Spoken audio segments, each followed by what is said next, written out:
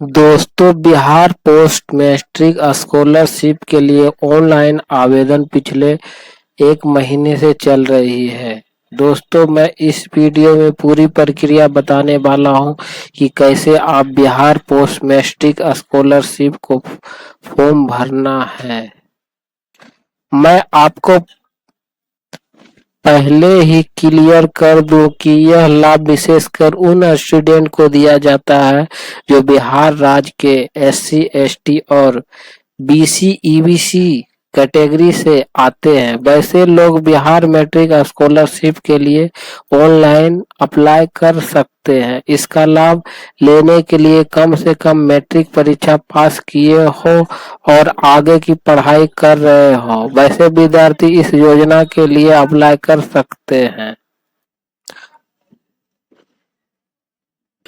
तो चलिए एक कैंडिडेट का Bihar post matric scholarship apply करके स्टेप बाय स्टेप दिखाने वाला हूँ।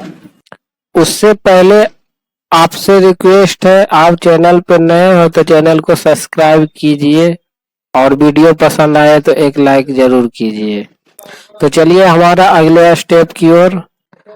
सबसे पहले क्या करना है, आपको जो है इस वाले पोर्टल पे आ जाना है। ठीक है, अपने गूगल ब्राउजर में जो है scstponline.bihar.government.in जो है टाइप करना है। इस वीडियो को, इस जो है वेबसाइट का लिंक वीडियो के डिस्क्रिप्शन में डाल दूंगा, वहां से क्लिक करके डायरेक्ट इस वाले वेबसाइट पे आ जाओगे। अब यहाँ आने के बाद दोस्तों क्या करना है, सबसे पहले यहाँ पे SC/ST स्टूडेंट यहाँ लॉगिन है, यहाँ BC EBC। ठीक है, SC/ST BC EBC जो है वाले ही ऑनलाइन कर सकते हैं। तो अगर आप जो है नया आवेदन करना चाहते हैं तो क्या करना है, यहाँ पे इस वाले वेबसाइट पे आने के बाद यहाँ पे स्टूडेंट पे आना है। स्टूडेंट पे आने के बाद यहाँ पे रजिस्टर फॉर SC/ST स्टूडेंट दिखा रहा होगा, यहाँ पे क्लिक करना है नए आवेदन के लिए। ठीक है, और आपके सामने अगला स्टेप आएगा। अब यहाँ पे क्या करना है, अब यहाँ पे एक ऑप्शन दिख रहा होगा दोस्तों, new student registration for SC/ST 24-25। ठीक है, नए छात्रों का पंजीकरण के लिए है ये। तो आपको क्या करना है, नए फ्रेश हो तो आपको क्या करना है, यहाँ पे न्यू स्टूडेंट रजिस्ट्रेशन पे क्लिक करना है। ठीक है, इस वाले ऑप्शन पे। अगर आप पहले से है तो ये नीचे वाले पे करना है। तो आपके सामने स्टेप 2 अप्लाई ऑनलाइन का जो है स्टेप खुल जाएगा, यानी फॉर्म खुल जाएगा। यहाँ पे जो है आपको स्टेप 1, स्टेप 2, स्टेप 3, 4, 5 तक जो है आप स्टेप यहाँ क्लियर करना है दोस्तों। फर्स्ट में जो है स्टूडेंट रजिस्ट्रेशन होगा, दूसरा में पर्सनल एंड बैंक डिटेल्स डालना होगा, तीसरा में जो है अप्लाई फॉर स्कॉलरशिप के लिए करना होगा। उसके बाद अपलोड डॉक्यूमेंट्स यहाँ पे करना है दोस्तों, फोटो वगैरह। उसके बाद लास्ट में है फाइनलाइज करना है। ठीक है दोस्तों, उसके लिए पंजीकरण के लिए निम्नलिखित जानकारी प्रमाण पत्र अनिवार्य यहाँ पे दिया गया है दोस्तों। आपके पास जो है आधार कार्ड होना चाहिए। ठीक है, और आधार के साथ मोबाइल नंबर लिंक होना चाहिए दोस्तों। उसके बाद जाति प्रमाण पत्र, निवास प्रमाण पत्र, आय प्रमाण पत्र होना चाहिए, वो भी 24-25 का ही होना चाहिए दोस्तों। 1 साल के अंदर, ज्यादा पुराना दोगे तो आपका फॉर्म रिजेक्ट हो जाएगा दोस्तों। ठीक है, यहाँ पे और क्या इंट्रोडक्शन है दोस्तों, अंचल कार्यालय के RTPS काउंटर पे जो है जातीय आवासीय निःशुल्क बनाए जाते हैं। ठीक है, तो ये सब बना के रखना है। उसके बाद दोस्तों 5वां में इंट्रोडक्शन में है बैंक खाता संख्या, आवेदन का आधार संख्या यानी DBT के लिए होना चाहिए, यानी सीडेड। आपका आधार के साथ जो है DBT लिंक होना चाहिए दोस्तों। ठीक है, तभी जो है आपका जो पैसा है आपका बैंक अकाउंट में आएगा। ये इंट्रोडक्शन पढ़ने के बाद क्या करना है दोस्तों, ये वाला तीनों को जो है टिक कर देना है इस तरीके से। ठीक है, इसको रीड करके। ठीक है, टिक करने के बाद क्या करना है, कंटिन्यू पे क्लिक करना है। यहाँ कंटिन्यू पे क्लिक करने के बाद यहाँ पे सारा कुछ देख लेना है। इतना जो आवेदन, आधार संख्या, जाति, आय, निवास, बैंक खाता संख्या, ठीक है, ये सारा ओके रखना है अपने पास। उसके बाद क्या करना है, ओके कर देना है, ठीक है। ओके जैसे ही करेंगे दोस्तों, आपके सामने जो है स्टूडेंट रजिस्ट्रेशन डिटेल्स कुछ इस प्रकार से खुल जाएगा। अब क्या करना है दोस्तों, आधार पर जो नाम है वो यहाँ पे डाल देना है, ठीक है। यहाँ पे जो नाम है वो यहाँ पे डाल देना, जैसे हीरा खोड़ा, ठीक है। उसके बाद आधार के अनुसार यहाँ पे फादर नेम डालना है, यहाँ पे मदर नेम डालना है, ठीक है। उसके बाद जो है अपना डेट ऑफ बर्थ यहाँ पे डाल देना है दोस्तों, ठीक है।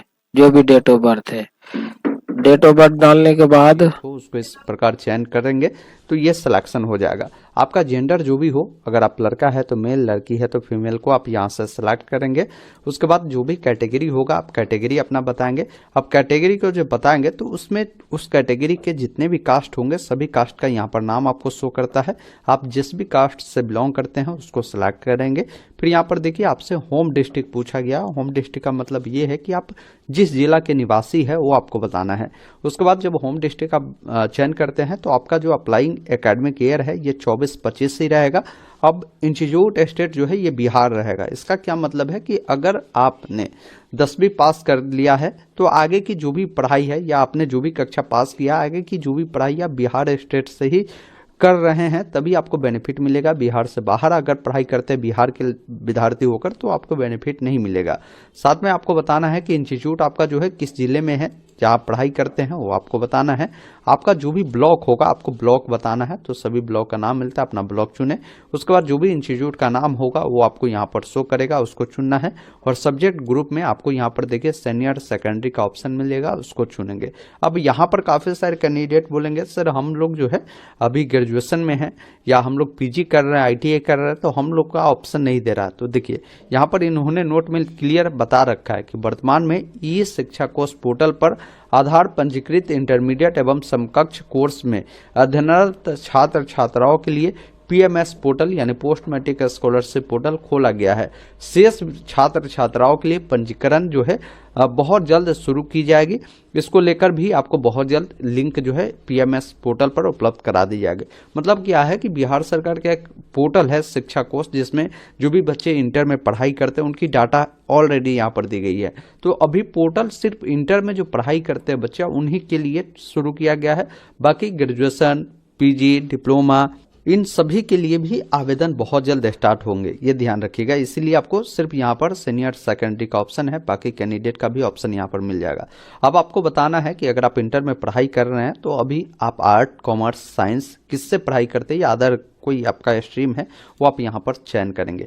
अब जब इसको आप चयन करते हैं तो पूछता है कि भाई वर्तमान में अभी जो है आप फर्स्ट ईयर में या सेकेंड ईयर में, क्योंकि इंटर 2 सालों का है, या तो आप 11th में होंगे या 12th में होंगे, तो आप बता सकते हैं 11th में है या 12th में है।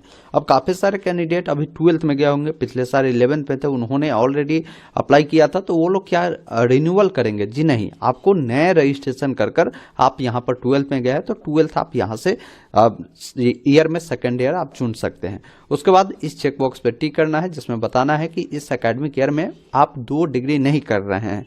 नीचे आने के बाद आपके पास अगर ईमेल आईडी है तो ईमेल आईडी आप दे सकते हैं। आपके पास जो भी मोबाइल नंबर है अपना मोबाइल नंबर डालेंगे और गेट ओटीपी वाले विकल्प पर क्लिक करेंगे। अब यहाँ पर बोला गया है कि आपके नंबर पर ओटीपी भेजा गया है, आप ओके करें और ओटीपी को यहाँ पर फिल कर वेरीफाई मोबाइल ओटीपी वाले विकल्प पर क्लिक करेंगे। इस प्रकार आपका मोबाइल नंबर सक्सेसफुल वेरीफाई होता है। ओके वाले विकल्प पर क्लिक करना है। अब नीचे में आएंगे, आपको अपना आधार वेरीफाई करना होगा, जिसमें क्या है कि आपको अपना आधार नंबर लिखना है। आधार कार्ड पर जो भी आपका ईयर होगा वो ईयर बताएंगे और फिर वेरीफाई आधार नंबर वाले विकल्प पर क्लिक करेंगे। अब यहाँ पर हो सकता है आपके सामने भी ये मैसेज आए, कृपया पंजीकरण के संबंध में अगली अधिसूचना का प्रतीक्षा करें। तो ऐसे स्थिति में आप ओके करें और फिर कुछ देर बाद या कुछ घंटे बाद अपना पंजीकरण करने की कोशिश करें। आपका पंजीकरण यहाँ से हो जाएगा। क्योंकि विभाग के द्वारा नोटिफिकेशन ऑलरेडी रिलीज हो चुके हैं। ये बता रहे हैं कि अधिसूचना आने की प्रतीक्षा करें। देखिए, बिहार सरकार शिक्षा विभाग के द्वारा ये नोटिफिकेशन जारी किया गया है। मुख्यमंत्री अनुसूचित जाति जनजाति प्रवेशोत्तर छात्रवृत्ति योजना पिछड़ा वर्ग अत्यंत पिछड़ा वर्ग प्रवेशोत्तर छात्रवृत्ति को लेकर ऑनलाइन इनके द्वारा ऑलरेडी बता दिए गए कि 7 जनवरी 2025 से आरंभ है। 10 मार्च 2025 तक ही आपकी आवेदन चलेगी। इसी वेबसाइट से आपको आवेदन करनी है। तो ये साइट का प्रॉब्लम है, जिस कारण से ये एरर आपको देखने को मिलता है। फिर आप कुछ देर बाद जब अपनी डिटेल को डालकर यहाँ से वेरीफाई आधार पर क्लिक करेंगे, उसके बाद देखेंगे आपका जो आधार है इस प्रकार वेरीफाई होगा। उसके बाद जो कैप्चा कोड आपको मिल रहा है उसे यहाँ पर फिल कर नेक्स्ट वाले विकल्प पर क्लिक करना है। अब जैसे ही नेक्स्ट वाले विकल्प पर क्लिक करते हैं तो ध्यान रखिएगा, आपके सामने रजिस्ट्रेशन का कुछ और डिटेल मांगेगा, जिसमें सबसे पहला चीज पूछ रहा है कि आवासीय प्रमाण पत्र का विवरण दे। आवासीय प्रमाण पत्र जो है आपका आरओ लेवल से बना होना चाहिए और आपके नाम से होना चाहिए। तो यहाँ पर सेल्फ देखने को मिलेगा। साथ में आवासीय प्रमाण पत्र पर कुछ नंबर दिए गए होते हैं, BRCCO करके होगा, फिर स्लैश चुनना है और बताना है कि ये प्रमाण पत्र आपका 2022 में बना है या 2023 में बना है या 24 में बना है या 25 में बना है। इन सब के बीच में बना होना चाहिए। तो मैं कहूंगा कि बेटर ये है या तो 24 या 25 वाला दीजिए, इससे पुराना मत दीजिए। अगर 25 का है तो और अच्छी बात है, नहीं तो आप 24 का भी दे सकते हैं, 1 साल से अधिक पुराना नहीं दीजिएगा। तो इसको सेलेक्ट करने के बाद बाकी जो डिजिट बचेगा वो इस बॉक्स में आपको देने की जरूरत होगी। फिर पूछा गया कि वो प्रमाण पत्र जो है कब जारी हुआ है, वो इश्यू डेट बताए। तो जो भी डेट आपके प्रमाण पत्र पर होंगे, आइए मैं बताता हूँ। मैंने एग्जाम्पल के लिए एक इनकम सर्टिफिकेट लिया। अब देखिए यहाँ पर एक डेट मेंशन है, ये डेट आपको बतानी है। साथ में प्रमाण पत्र का संख्या जैसे BICCO और जो साल होगा वो साल आप डाल देंगे। उसके बाद जो डिजिट है वो आपको देने की जरूरत होगी। उसके बाद आपको इनकम सर्टिफिकेट में भी अपनी जानकारी देनी है, जिसमें आपको वही प्रमाण पत्र कब बना है वो ईयर चुनेंगे और सर्टिफिकेट की जो डिजिट बचा है वो आपको देना है। कब इशू हुआ है वो डेट बताना है और सभी इनकम का जो आपका सोर्स मिलाकर कितना इनकम है, ये आपके इनकम सर्टिफिकेट पे कुल आय आपको बताई गई है, यही आपका कुल इनकम का आय है, ये बताना होगा। इसी अनुसार आपको जाति प्रमाण पत्र की भी जानकारी देनी है। तो बताना है कि जाति प्रमाण पत्र जो है उस कब बना है वो ईयर आप यहाँ पर बताएंगे। फिर नीचे आएंगे तो आपको जाति प्रमाण पत्र की विवरण देनी है। तो ये भी बताना है कि भाई जाति प्रमाण पत्र किस ईयर में बना है, उसका जो सर्टिफिकेट की बाकी डिजिट क्या है, कब बना है, किस डेट को, डेट बताएंगे।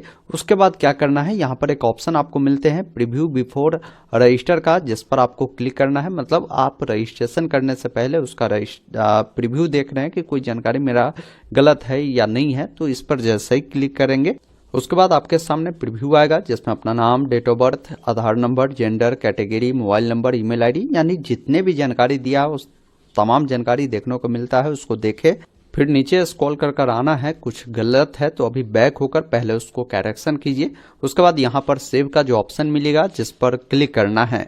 इस प्रकार आपका रजिस्ट्रेशन कंप्लीट होता है। आपको यूजर आईडी पासवर्ड मिल जाते हैं। इसको आप नोट कर या स्क्रीनशॉट लेकर आप रख लेंगे। नीचे स्क्रॉल करेंगे, नीचे में आपको 2 ऑप्शन मिलेंगे, एक आपको प्रिंट का और आप चाहे तो आगे बढ़ना चाहते हैं तो क्लिक हेयर टू कंटिन्यू वाले विकल्प पर आप यहाँ पर क्लिक करेंगे, या नहीं तो इसी वेबसाइट पर आएंगे तो जो आपको लॉगिन वाला ऑप्शन मिलता है आप इस पर जब क्लिक करेंगे तो आपने ऑलरेडी रजिस्ट्रेशन कंप्लीट कर लिया है और लॉगिन के लिए यहाँ पर ऑलरेडी हैव अकाउंट का ऑप्शन है, तो आप इस पर क्लिक करेंगे। जो भी यूजर आईडी आपको मिले हैं उससे आपको यहाँ पर फिल करना है, जो पासवर्ड मिला है उससे डालना है, कैप्चा कोड को डालना है और यहाँ से लॉगिन वाले विकल्प पर क्लिक करेंगे। भविष्य में अगर कभी भी अगर आप यूजर आईडी को भी भूलते हैं उसको भी फॉरगेट करने का ऑप्शन है। आप जब इस पर क्लिक करेंगे तो आप अपना आधार नंबर, कैप्चा कोड की मदद से इसको फॉरगेट कर सकते हैं। पासवर्ड अगर भविष्य में भूलते हैं तो user ID, mobile number, captcha code को डालेंगे और यहाँ से सेंड करेंगे तो ये भी आप आसानी से रिकवर कर सकते हैं। फिर अपनी डिटेल को डालकर यहाँ से लॉगिन करेंगे। लॉगिन करते ही सबसे पहला काम करना है कि आपको पासवर्ड चेंज करना होगा, जिसमें आपका जो भी यूजर नेम है यहाँ पर आपको देखने को मिलेगा। अब आपको अपना नाम यहाँ पर लिखना है, साथ में जो भी आपका मोबाइल नंबर है वो देखने को मिलता है। अब इससे वेरीफाई करने के लिए गेट OTP पे क्लिक करेंगे, OTP आएगा उसको डालकर वेरीफाई करेंगे। फिर नया पासवर्ड बनाना है, उसे दोबारा से डालना है, कैप्चा कोड को डालना है और चेंज पासवर्ड पे क्लिक करना है। पासवर्ड बनाते समय ध्यान रखेंगे ABCD का कोई भी बड़ा अक्षर, छोटा अक्षर, कोई भी सिंबल, कोई भी अंक डालकर पासवर्ड को आप चेंज करेंगे। फिर पासवर्ड आपका सक्सेसफुल चेंज होगा। दोबारा से अपना यूजर आईडी जो नया पासवर्ड बनाया है उससे डालेंगे, कैप्चा कोड को डालकर आप लॉगिन करेंगे। उसके बाद आप पोर्टल पर सफलतापूर्वक लॉगिन होते हैं। लॉगिन होने के बाद सबसे पहला काम करना होगा कि अपडेट पर्सनल डिटेल का जो यहाँ पर ऑप्शन दिए गए हैं आपको इस पर क्लिक करना है। उसके बाद आपकी जो भी जानकारी है वो पहले से ही फिलअप रहेगा। यहाँ पर आपको जो है अपना कास्ट की जानकारी देनी है, किस कास्ट से बिलोंग करते हैं, आपकी शादी हो चुकी है उसके बारे में आपको बताना है। बाकी आप रिलीजन बताएंगे, किस धर्म से बिलोंग करते हैं, फादर का नाम लिखना है, उससे दोबारा से डालना है, पिताजी क्या करते हैं, ऑक्यूपेशन बताना है। उसके बाद आप नीचे आएंगे जिसमें आपको क्या है कि अपना एड्रेस और कम्युनिकेशन डिटेल देनी है। मोबाइल नंबर मिलता है, आप चेंज करना चाहे तो अभी भी चेंज कर सकते हैं। अपना ईमेल आईडी डालकर इसको भी वेरीफाई ईमेल पर क्लिक कर वेरीफाई करेंगे। अपना डोमिसाइल स्टेट बताएंगे, जिस राज्य के निवासी है, जिला बताएंगे और यहाँ पर जो है अपना करस्पॉन्डेंस एड्रेस बताएंगे जहां आप रह रहे हैं। उसके बाद जो भी आपका परमानेंट एड्रेस है इस बॉक्स में आपको बताना है, अपना पिन कोड देना है, होम ब्लॉक देना है और उसके बाद एक ऑप्शन मिलता है अपडेट का जिस पर क्लिक करना है। उसके बाद एक ऑप्शन मिलता है गो टू होम का जिस पर क्लिक करना है। उसके बाद एक ऑप्शन यहाँ पर देखिए आपको मिलता है सर्टिफिकेट डिटेल का, आपको इस पर क्लिक करना है। अब यहाँ पर क्या है कि जो भी सर्टिफिकेट की जानकारी आपने दिया है वो तो देखने को मिलेगा ही, उस सर्टिफिकेट को आपको अपलोड करना है। यहाँ पर आप चूज फाइल पे क्लिक कर उससे अपलोड करेंगे। यहाँ पर अपलोड रेसिडेंशियल सर्टिफिकेट पे क्लिक करेंगे, आपका प्रमाण पत्र अपलोड होगा। इसी अनुसार इनकम सर्टिफिकेट को भी चूज कर अपलोड करेंगे, फिर जाति प्रमाण पत्र को अपलोड करेंगे। उसके बाद एक ऑप्शन मिलता है गो टू होम का जिस पर क्लिक करना है। उसके बाद आप डैशबोर्ड पर आते हैं। आप नीचे जब स्क्रॉल करेंगे तो जो आपने सर्टिफिकेट दे दिया है वो वेरीफाई है, जैसे ईमेल आईडी, मोबाइल नंबर, आपका residential certificate, income certificate, caste certificate, ये सारा वेरीफाई है। अभी भी देखिए आपका फोटो जो है पेंडिंग दिखा रहा, तो फोटो को भी अपलोड करना आपको जरूरी है। बाकी आपकी जो रेसिडेंशियल डिटेल है, इनकम सर्टिफिकेट, कास्ट है, ये पेंडिंग इसलिए है क्योंकि विभाग इसको वेरीफाई करेगी और ये ऑटोमेटिक आपका जो है डन हो जाएगा। अभी आपको सिर्फ यहाँ पर जो ऑप्शन मिलता है फोटो का, आप अपलोड पर क्लिक कर फोटो को अपलोड करेंगे। जिसका साइज जो होगा 50 KB से कम होगा उसको यहाँ से सिलेक्ट कर सेव फोटो पे क्लिक करेंगे और गो टू होम पर क्लिक करेंगे। फिर आप डैशबोर्ड पर आते हैं। यहाँ पर देखिए एक ऑप्शन मिलता है अप्लाई फॉर स्कॉलरशिप, जिस पर आपको क्लिक करना है। जिसमें देखेंगे अप्लाई फॉर में आपको बताना है कि आप फ्रेश अप्लाई कर रहे हैं या रिन्यूअल कर रहे हैं, तो आपको फ्रेश को ही टिक रहने देना है। स्टेटस में आपका एक्टिव ही रहेगा। एकेडमिक ईयर 24-25 को चुनना है। बाकी आपकी जो कॉलेज का स्टेट है, डिस्ट्रिक्ट है और इंस्टीट्यूट का नाम है मिलता है। कोर्स का नाम चुनना है, आप साइंस, आर्ट, कॉमर्स से पढ़ाई कर रहे हैं वो आपको सिलेक्ट करना है। उसके बाद देखेंगे ये जो भी इंफॉर्मेशन है इंस्टीट्यूट के द्वारा दिया गया है, इसमें कुछ आप छेड़छाड़ नहीं कर सकते हैं। आपको यहाँ पर देखिए ये कुछ डिटेल है जो आपको इंटर करना होगा। जैसे कोर्स आपका 24-25 रहेगा सेशन। अब एडमिशन आपने कब करवाया है आप यहाँ से कैलेंडर की मदद से वो डेट बताएंगे। साथ में आपका जो एडमिशन नंबर होगा या रजिस्ट्रेशन नंबर होगा वो बताएंगे। इनरोलमेंट नंबर या आपका रोल नंबर होगा वो आपको बताना है। प्रेजेंट में आप फर्स्ट ईयर या सेकेंड ईयर में है वो बताएंगे। फिर यहाँ पर पूछ रहा है कि 24-25 में आपने जो एडमिशन लिया है वो डेट आपको बताना है। साथ में यहाँ पर आपको जो भी क्लास का सेक्शन है वो बताएंगे। स्टडी मोड रेगुलर रहेगा। आपकी जो भी फी है वो आपको यहाँ पर देखने को मिलता है। फिक्स जो स्टेट गवर्नमेंट का फी है वो आपको देखने को मिलेगा। उसके बाद जो भी आपका हाउस होल्ड कैटेगरी है वो आपको बतानी होगी। तो यहाँ पर पुअरेस्ट या अदर मिलता है, तो अगर आप गरीबी रेखा से आते हैं तो पुअरेस्ट को ही चुने। फिर यहाँ पर देखिए आपसे बोला गया है कि आप प्रीवियस कक्षा जो पास किया है उसके बारे में जानकारी दीजिए, जिसमें आपको ग्रुप ए में जो आता है, अगर आपने डिप्लोमा या पोस्ट ग्रेजुएशन प्रोफेशनल कोर्स किया है तो आपको ये ए नंबर ऑप्शन चुनना है। 2 नंबर ऑप्शन उनके लिए जो अदर प्रोफेशनल कोर्स अगर उन्होंने किया है जिसके तहत DLED, BEd, ANM, GNM आता है, तो आप ये पास आउट है तो ये चुनेंगे। ग्रुप सी में ये आता है, ग्रुप डी में ये है। और अगर आप 10वीं पास है, क्योंकि अभी इंटर के लिए आवेदन हो रहा है, तो आपको ग्रुप ओ को चुनना है। उसके बाद कोर्स में आपको 10th चुनना है। आपने जो भी पढ़ाई 10th किया था, किस बोर्ड से किया था, बोर्ड का नाम लिखेंगे। 10th में आपने कब प्रवेश किया था वो ईयर डालेंगे और कब पास आउट कर दिया है वो ईयर यहाँ पर बताएंगे। अब यहाँ पर देखिए आपका कोर्स कंप्लीटेड है तो उसके बारे में बताएंगे, क्या परसेंटेज है वो जानकारी देनी है और तीनों चेकबॉक्स पे टिक करना है। फिर नेक्स्ट वाले विकल्प पर क्लिक करना है। उसके बाद आपके सामने फॉर्म का अंतिम रूप आता है, जो फॉर्म फाइनलाइज करने से पहले आपको अंडरटेकिंग करना होगा। कि आप जो है भारतीय नागरिक है, बिहार के निवासी है और इस कैटेगरी से आते हैं, चेकबॉक्स पर टिक करेंगे। एकेडमिक ईयर बताएंगे कि ये है, मेरा इनकम जो है 3 लाख रुपए से कम है, आप बताएंगे। तो ये सारी चीजें पर जितने भी चेक बॉक्स है सब पर टिक करना है। उसके बाद नीचे आना है, मोबाइल नंबर मिलता है, आप इस पर ओटीपी बनवाएंगे, जनरेट ओटीपी पे क्लिक करेंगे, ओटीपी आएगा उसको वेरीफाई करेंगे, फिर आप नेक्स्ट वाले विकल्प पर क्लिक करेंगे। उससे पहले मैं कहूंगा कि प्रीव्यू में एक बार जानकारी देखें तभी नेक्स्ट पर क्लिक करें। फिर आप अगले स्टेप में आते हैं जिसमें एजुकेशनल जो डॉक्यूमेंट है उसको अपलोड करने होंगे। अब इसमें देखिए सबसे पहले 10th का जो आपका मार्कशीट है, यहाँ पर बोला गया है कि 10th का जो डॉक्यूमेंट है उसको आप यहाँ पर अपलोड करें और उससे सर्टिफिकेट पे सर्टिफिकेट नंबर और इशू डेट भी मेंशन होगा, उसको यहाँ पर देना है। तो मैं कहूँगा कि अगर आपके पास 10th का अगर सर्टिफिकेट है तो आप पहले यहाँ पर सर्टिफिकेट ही लगा और यहाँ पर आपको लास्ट ईयर का मार्कशीट का भी ऑप्शन दिए गए हैं, तो आप मार्कशीट यहाँ दे दीजिए और सर्टिफिकेट ऊपर वाला में आपको देना है। अब मैं आपको एग्जाम्पल के लिए एक सर्टिफिकेट शो किया हूँ, यहाँ पर देखिए एक नंबर दिया गया, सीरियल नंबर, ये आपका जो सर्टिफिकेट का नंबर है। अगर आप मार्कशीट है तो ये मार्कशीट का नंबर होगा, सर्टिफिकेट है तो सर्टिफिकेट का नंबर होगा और नीचे में आपको इशू डेट भी मेंशन है, इसी डेट को आपको इशू डेट में देना है।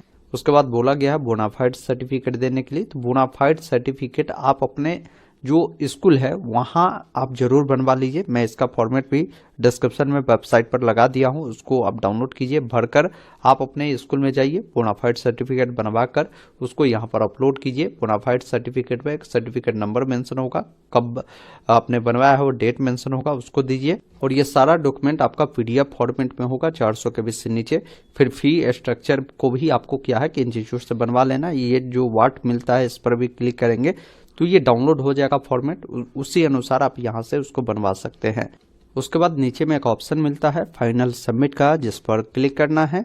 उसके बाद आपका फॉर्म सफलतापूर्वक फाइनलाइज होता है। अब आप इसका प्रिंट निकालकर अपने पास सुरक्षित रख लेंगे। दोस्तों अभी आपने देखा, मैंने आपको बिल्कुल डिटेल में बताया कि कैसे बिहार पोस्ट मैट्रिक स्कॉलरशिप का फॉर्म फिल करना है।